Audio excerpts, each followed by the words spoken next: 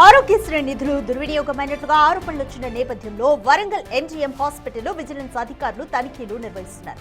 Superintendent ఛాంబర్లో రికార్డులను పరిశీలిస్తున్నారు విజిలెన్స్ డీఎస్పీ నారాయణ రెడ్డి. 2021 నుంచి 24 మధ్య కాలంలో సుమారు 30 కోట్ల రూపాయలను వరంగల్ ఎంజీఎం హాస్పిటల్ కు మంజూరు చేసినట్లుగా సమాచారం. ఇందులో కొన్ని నిధులను దుర్వినియోగం చేసినట్లుగా ఆరోపణలు వస్తున్నాయి.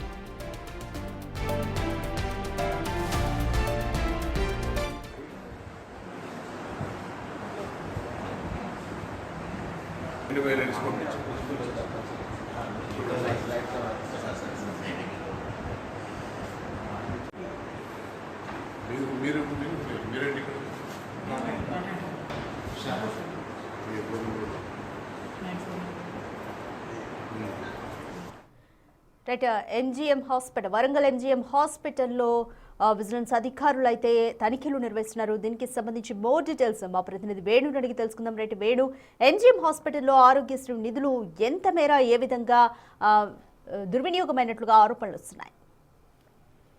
ప్రస్తుతం 2021 నుంచి 24 వరకు 29 కోట్ల పైసలకు సుమారు 30 కోట్లు ఆరోగ్యశ్రీ నిధులు ఎంజీఎం ఆసుపత్రిలో ఇవ్వడం జరిగింది. అయితే ఈ నిధులకు సంబంధించి అందులో సర్జరీలు చేసేటువంటి వైద్యులకు, అదేవిధంగా బొక్కల డాక్టర్లకు సంబంధించి వాళ్ళు సర్జరీలు, వాళ్ళకు సంబంధించినటువంటి స్టంట్లు, అదేవిధంగా వాళ్ళకు సంబంధించినటువంటి కొన్ని పరికరాలు కొనుగోలు చేసేందుకు వాటికి బిల్స్ ఇస్తారు. సో ఈ నేపథ్యంలోనే దాదాపు 29 కోట్ల పైసలకు నిధులు వచ్చాయి. అయితే ఇందులో చాలా వరకు అక్రమార్జన చేశారు. కొంతమంది వైద్యులు వీటిని పక్కదోవ పట్టించిన ఆరోపణలు వచ్చిన నేపథ్యం లోపల ఈ రోజున విజిలెన్స్ అధికారులు తనిఖీలు చేశారు. ఈ తనిఖీల లోపల ఈ 3 సంవత్సరాలకు సంబంధించినటువంటి రికార్డ్స్ అన్ని కూడా సీజ్ చేసి వాటితో పాటు తీసుకెళ్లడం జరిగింది. అందులో ప్రధానంగా బొక్కలు విరిగి శస్త్రచికిత్సలు చేయించుకున్న వాళ్ళ కోసం ఇచ్చేటువంటి కొన్ని మెటల్స్ ఉంటాయి. ఆ మెటల్ కు సంబంధించి సర్జరీలు చేసేటప్పుడు పేషెంట్లతోనే కొనుగోలు చేయించారు. తిరిగి వాటిని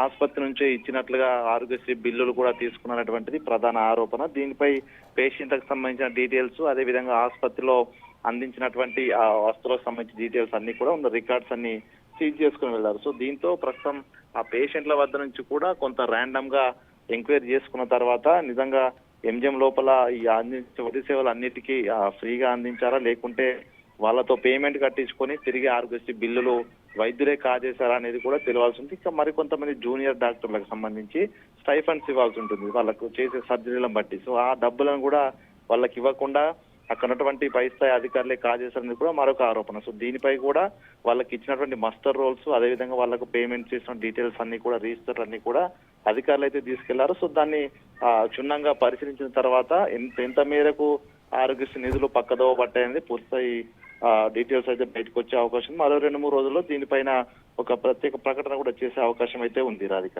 థ్యాంక్ యూ వేణు.